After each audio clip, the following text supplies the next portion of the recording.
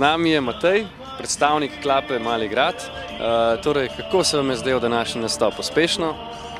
Zelo uspešno, predvsem zaradi čudovite atmosfere, še boljše publike, tako da je vedno užitek nastopati pred tako hvaležno publiko doma, na domačem terenu. Klapa Mali grad na Malem gradu. Danes smo gostili v bistvu tamburaški orkester iz Vrhpol pri Moravčah. Z njimi smo prvi sodelovali lansko leto. Odlično pač igrajo tudi dalmatinsko glasbo in smo se odločili, da del programa, ki ga drugače mi igramo na harmoniko in pa kitaro kot spremljava našemu petju, da to prenesemo na njihov orkester, tako da so naredili tudi za določene skladbe posebej priredbe, tudi za današnji večer.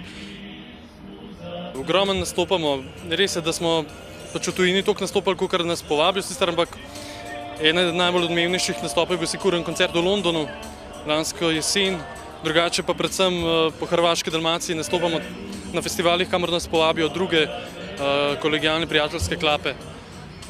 En izmed odmevnejših zdaj nastopov sodelovanj z najboljšimi hrvaškimi klapami bo sigurno v Portoroškem auditoriju.